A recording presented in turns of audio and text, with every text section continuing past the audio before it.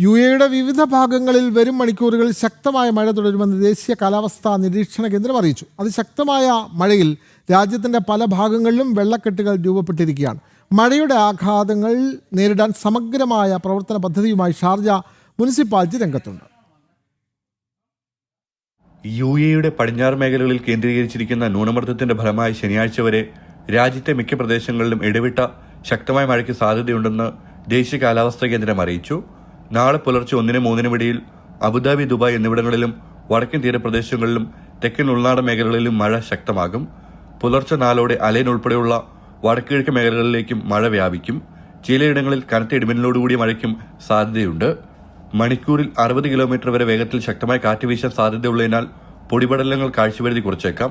കടൽ പ്രക്ഷുബ്ധമാകാൻ സാധ്യതയുള്ളതിനാൽ ജാഗ്രത പാലിക്കണമെന്ന് അധികൃതർ നിർദ്ദേശിച്ചു. കാലാവസ്ഥാ വ്യതിയാനത്തെ തുടർന്ന് താഴ്ന്ന പ്രദേശങ്ങളിൽ വെള്ളപ്പൊക്കത്തിന് സാധ്യതയുള്ളതിനാൽ വാഹനയാത്രികർ പ്രത്യേകം ശ്രദ്ധിക്കണം.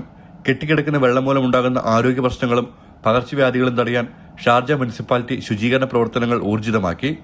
താഴ്ന്ന പ്രദേശങ്ങളിലും റോഡുകളിലും കെട്ടിക്കിടക്കുന്ന വെള്ളം നീക്കം ചെയ്യുന്നതിനൊപ്പം അണുനശീകരണം ഉറപ്പാക്കുന്നു. മഴവെള്ളം കെട്ടിക്കിടക്കുന്ന വഴി കൊതുക് പെരുകുന്നതും പകർച്ചവ്യാധി പടരുന്നതും തടയുകയാണ് ലക്ഷ്യം. ജനം, ദുബായ്.